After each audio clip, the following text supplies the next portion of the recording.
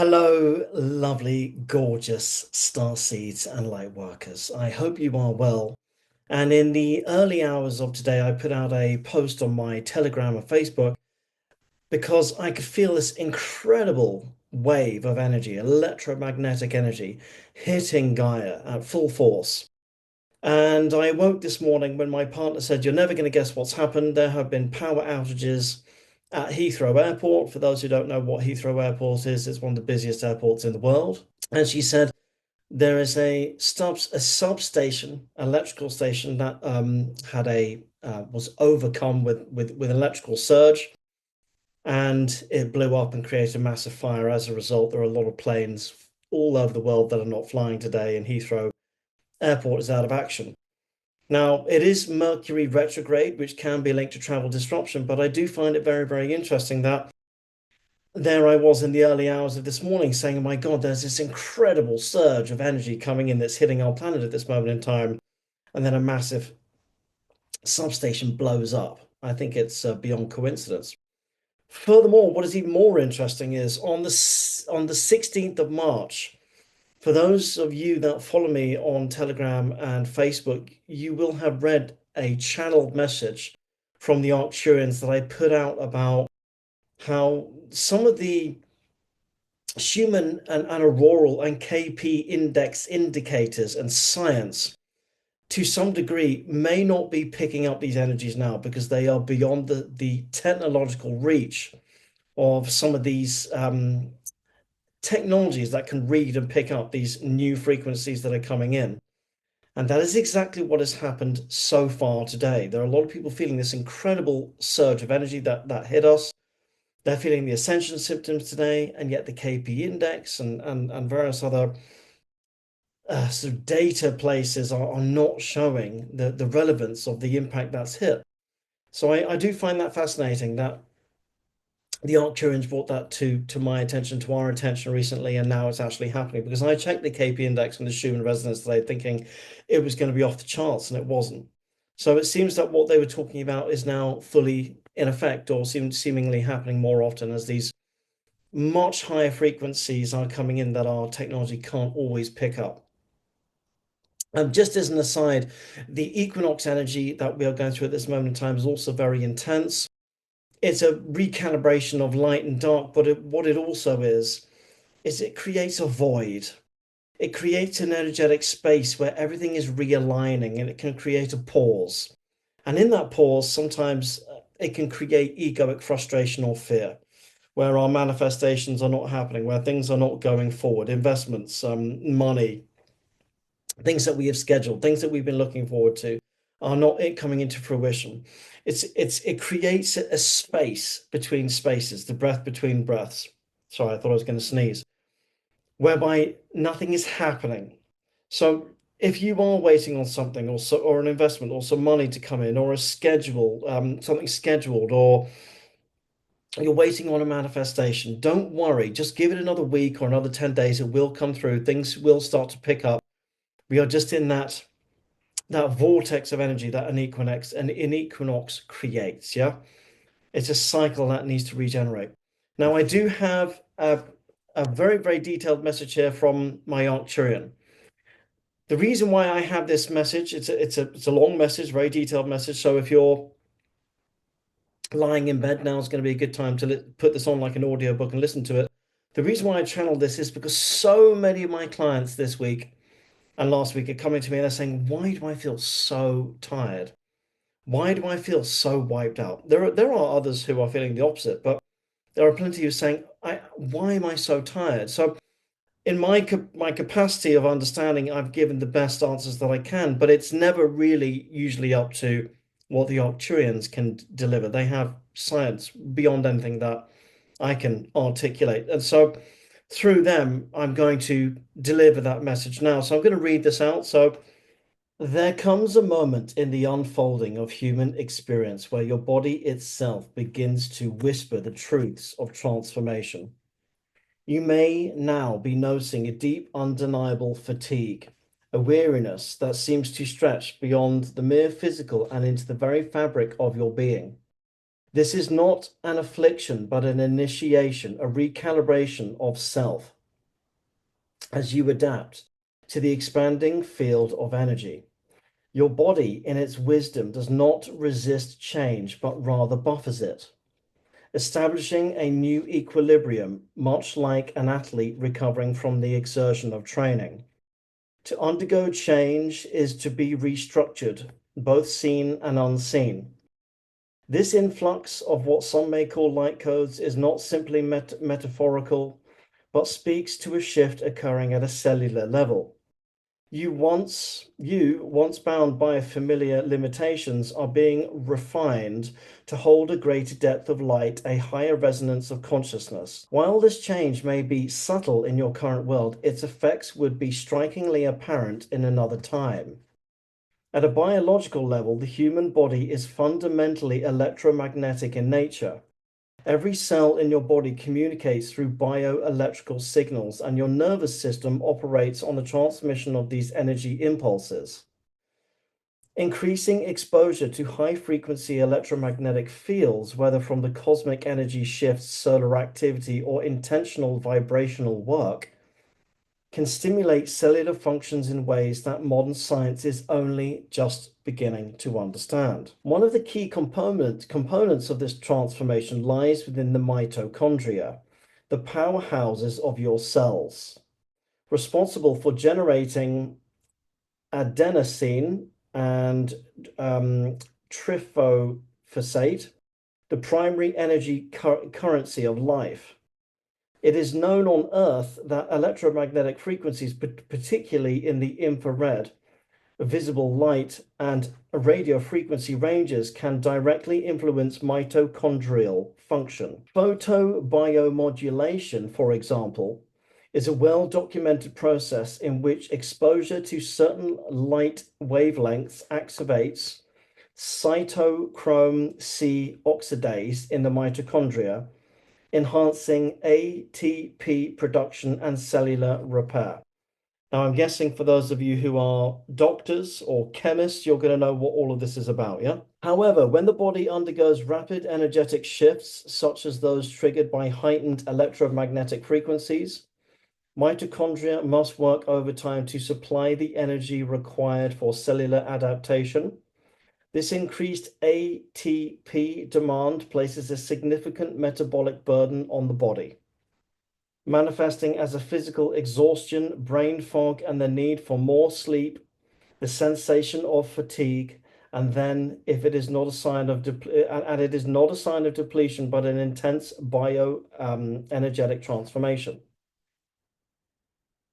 Epigenetic research on your planet already knows that environmental factors, including electromagnetic radiation and quantum wave interactions, can alter gene expression without changing the genetic code, which suggests that certain frequencies will awaken latent aspects of mitochondrial DNA. So they're basically saying that as we are becoming more crystalline, that 99% or 98% of DNA that scientists say is junk, which really is not junk, is starting to become alive, although our own science actually knows this actually happens. But the Arcturians are really just confirming what science already knows, even though it doesn't want to, it denies it itself, which is crazy. Activating higher metabolic efficiencies and even promoting biophotonic emissions, which are subtle light emissions produced by living cells. At a very extreme level, this would make you effectively glow in contrast to those perceiving you. And biophoticism is when you get those bugs, those glow bugs that in certain countries, and on a hot summer's night when you're sat outside having a glass of wine or nettle tea or whatever, and you see those glow bugs, that's what they are doing. Sometimes you see it in algae or plankton that glows when it gets disturbed in the water. Some of you will have seen that in the film The Beach with Leonardo DiCaprio when they go night swimming and all that algae turns blue before they have that kiss under the water.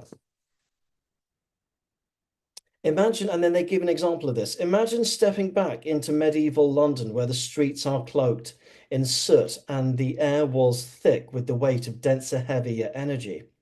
The people of that era, bound by a different frequency of existence, would, in actual fact, perceive you in a way that may seem unimaginable now. You would not simply feel different, you would look different. The modern human now and your very presence would actually, in that energy, emit a glow, an auric radiance that would be unmistakable to those around you. They might perceive this as something as magical, but as we have explored with you, there is scientific basis to prove this phenomenon. Yeah. And that's what I find fascinating about a lot of, when people in the spiritual New Age community are talking about things with family, they go, oh, that's just woo woo stuff, right? And yet, the science on this planet that undeniably can actually explain all this so-called woo-woo stuff. So, and what is science? Well, science is just our current understanding of physics and energy. What is metaphysics? Well, meta is Greek for beyond, so beyond physics. And spirituality is really just a science that's well in the future, in much the same way that we have an iPhone and I can call my aunt in Australia, 500, even 300 years ago, that would have been seen as something magical, yeah? Your scientists know that the human body emits low levels of visible light due to the biophoton emissions from oxidative stress and metabolism. Um, in the lower vibrational state of medieval London society, characterized by fear, disease, and limited awareness, your heightened bioenergetic field would stand in stark contrast. The average person of that era with a slower mitochondrial function and lower cellular charge would see you as actually radiating in ways they could not explain. So they're basically saying the people of today would actually be glowing. They would seem to be glowing. To them, you might appear as a celestial being, a saint, or even something supernatural. Some might view you with awe, sensing a divine or otherworldly essence. Others might react with fear, unable to reconcile the luminosity of your being with their limited understanding of existence. And yet, in your present time, this glow remains imperceivable to most because the entire world has shifted with you. There is no stark contrast, no external marker to reflect back the magnitude of your transformation. The light you hold blends into the reality that is in itself evolving, making it easy to overlook the extent of your own radiance. So what they are basically saying is that if you turn a light on in a dark room, the light is going to seem more obvious. Whereas if the light is already turned on in a very light room already, it's not going to have that much of a contrast. Nonetheless, your light is glowing, it's shining, whether you're conscious of it or not, whether you can physically see it or not, yeah? So on the last two paragraphs, your body, your consciousness, and your very essence are changing. The tiredness you feel is not a sign of depletion, but of reconstruction. Your habits, your routines, and even the way you process time and experience reality are being reoriented toward a higher state of being. Fatigue is not an obstacle, it is a messenger guiding you towards an alignment with a new paradigm. It calls you to rest, to nourish yourself differently, to move with a greater awareness of what your body and soul now require. You are not merely adapting, you are becoming. And in the becoming, you find not just exhaustion, but the quiet reassurance that something greater is already taking shape within you, a light that in another time would have set you apart as something extraordinary. And I just think it's incredible how they use that analogy. Now, this is the last little bit. Give your body the time and the extra rest it needs to negate the tiredness and to know that it too shall pass. Do not fear the body's metamorphosis, for it is simply aligning with the new reality it was always meant to inhabit. I think that's so gorgeous and poetic. Your mitochondria, your cells, and your DNA are undergoing profound reawakenings, one that requires a lot of energy, patience, and surrender. Rest when you need to, honor the process. In time, fatigue will fade, and what will remain is a self more luminous than ever before. And my God, I just love these Arcturian messages when I channel them because often when it's coming through, I'm not conscious of what's coming through, and I read them back. And there's often times when I think, God, I needed that myself. I needed to hear that.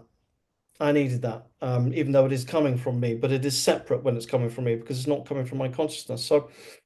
So really, where we are is we're to conclude, we're it's an eclipse sandwich right now.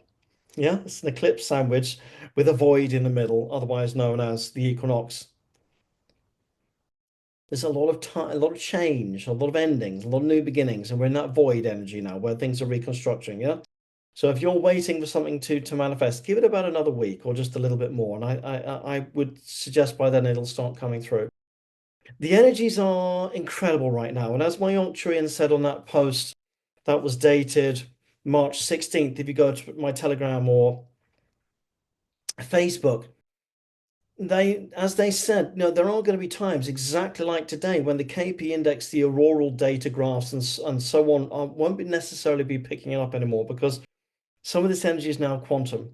So you'll be feeling it, but when you go to the Schumann resonance graph, for example, there might not be anything going on. And don't forget, some of these technologies and the way that they process data are, a decade old, some cases 2 decades, 3 decades old. So your bodies are actually the fine-tuned instruments that will initially pick it up, and that's what I was picking up when I suddenly awoke from dream state at about 1 in the morning and went, "Oh my God, there is the most incredible wave of energy coming in."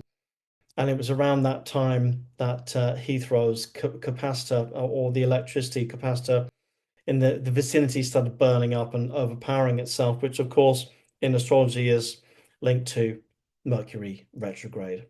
So it's going to be an incredibly energetically charged weekend full of synchronicity. Look out for the signs and the symbols that are linked to your soul's expansion. As ever, I'm going to be guiding you all on Telegram and Facebook with regular updates, doing the best that I can to make sure that you understand what's going on and give you as many helps as possible. Try with myself and my Arcturians to explain what's going on.